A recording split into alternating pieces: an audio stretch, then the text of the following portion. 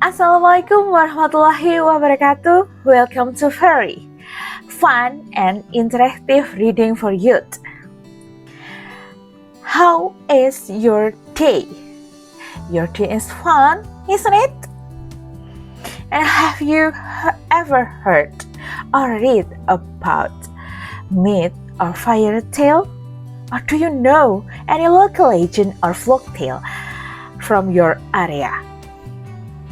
All of that are examples of narrative text. Let's learn about narrative text. We have learning objective there. Kita punya tujuan pembelajaran, yaitu first, students are able to identify the social function, generic structure, and language features of a narrative text correctly. Peserta didik mampu mengidentifikasi fungsi sosial, struktur kebahasaan, dan ciri kebahasaan teks naratif. Second, students are able to analyze the content and meaning of narrative text based on the given context. Peserta didik mampu mengidentifikasi isi dan makna teks naratif berdasarkan konteks yang diberikan. Third, students are able to write a simple narrative text using appropriate structure and language features. Peserta didik mampu menulis teks naratif sederhana menggunakan struktur dan unsur kebahasaan yang tepat. What is a narrative text? Narrative text is a kind of text to retell the imaginative or factual story that past tense. It has elements such as plot, characters, and point of view. It consists of orientations, complications, and resolutions. It often uses past tense. Teks naratif adalah jenis teks imajinatif atau faktual pada masa lalu yang menceritakan peristiwa secara kronologis dari waktu ke waktu.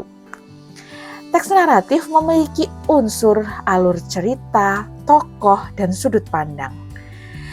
Terdiri dari struktur kebahasaan orientasi, komplikasi, dan resolusi, serta menggunakan bentuk past tense atau masa lampau. There are singers of narrative text.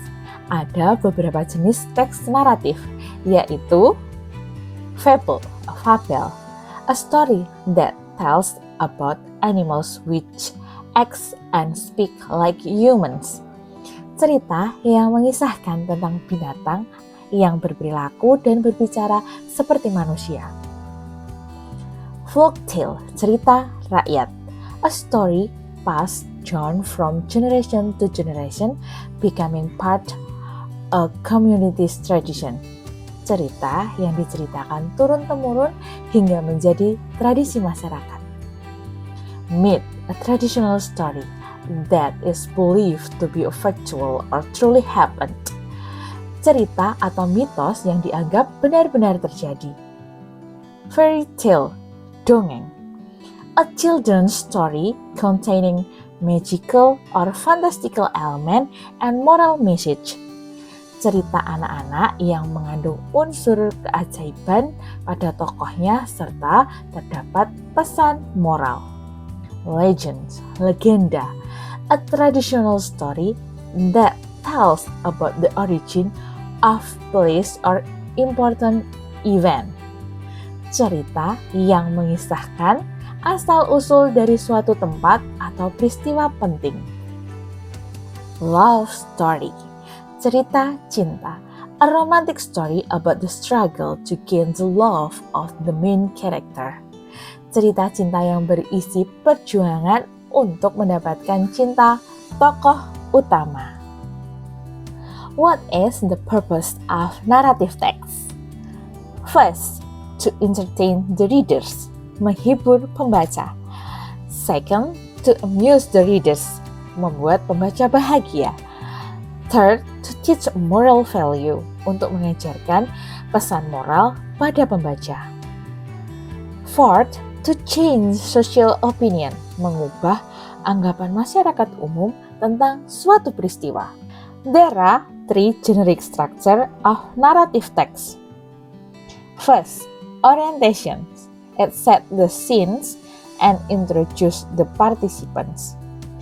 It answers the question who, when, what, and where. Pada bagian ini, pengenalan tokoh, tempat, dan waktu kejadian. Second, complication. Tells the problem of the story and how the main character solved them.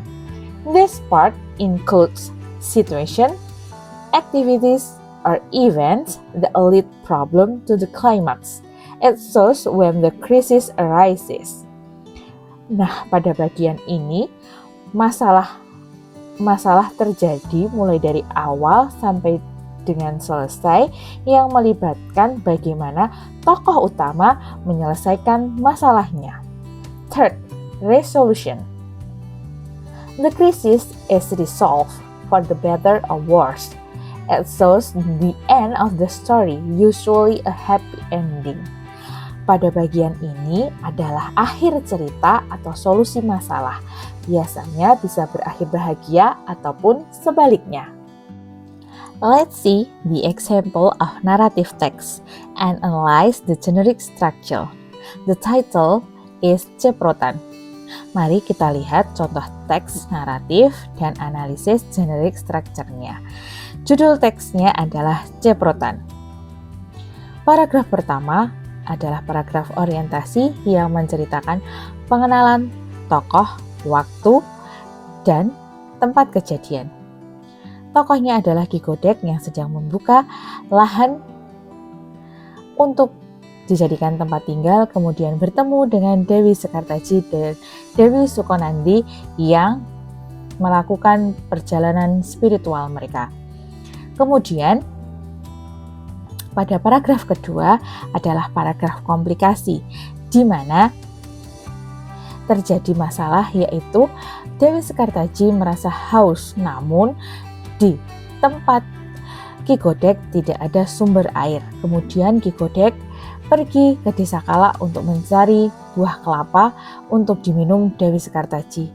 Sisa dari minum tadi ditumpahkan ke tanah, kemudian Dewi Sekartaji meminta pada Ki Godek untuk menamai desa itu adalah Desa Sekar dan sumber air yang dari kelapa tadi menjadi sumber sekar.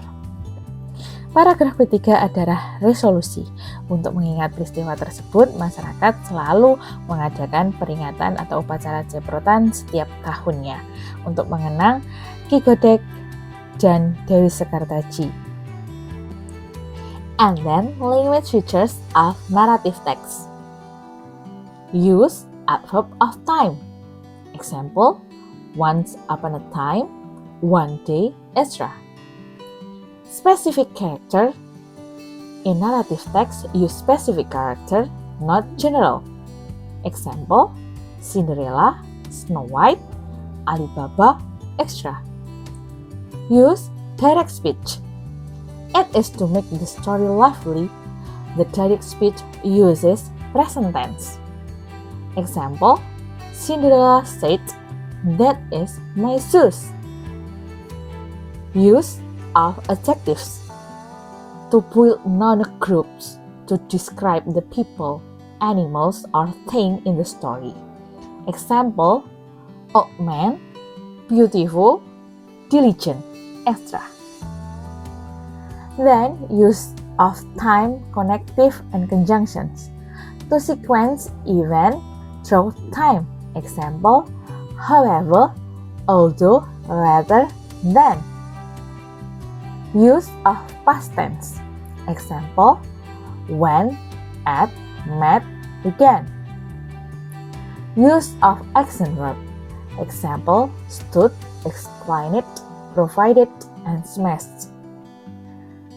Use of saying and thinking verb to indicate the characters are feeling, thinking, or saying. Example, told, realized, decided. Okay, let's analyzing the language features. First, using adverb of time, menggunakan keterangan waktu. Contoh teks di sini adalah once upon a time and one day. Then, specific characters, not general. Pada teks naratif menggunakan karakter yang spesifik dan tidak general. Contohnya di sini adalah Ki Kodek, Dewi Sekartaji, dan Dewi Sukonanji. Use direct speech. Pada teks naratif menggunakan direct speech agar cerita lebih hidup. The direct speech biasanya menggunakan present tense. Contoh pada teks naratif Ciprotan adalah Sekartaji said weakly, Ki Kodek, I'm very thirsty. Could you please find me some coconut water to drink? Use of adjective menggunakan kata sifat. Contoh pada teks adalah an old man, patient, beautiful, thirsty. Use of time connective and conjunction menggunakan konjungsi dan kata hubung waktu untuk mengurutkan peristiwa berdasarkan waktu. Pada teks di samping, contohnya adalah when, while, however, until today. Use of past tense menggunakan bentuk lampau. Contoh, he went to clear the forest to make it his home and farmland. Ki Kodek began to open wilderness. Their name were Sekartaji and Sukonanji, and they came from Kediri. Sekartaji felt very thirsty. Ki Kodek agreed to help. Use of action verb menggunakan kata kerja aksi. Contohnya adalah lived, want, came, felt, agreed, entered, returned, and poured. Use of saying and thinking verbs untuk menunjukkan apa yang dirasakan, dipikirkan, atau dikatakan oleh tokoh. Contoh, decided, felt, and told. Okay, let's see another example of narrative text. I will show you some legends in Pacitan that include the narrative text. They are the legend of Sentonong Gentong Hill, the legend of Wayang Beber,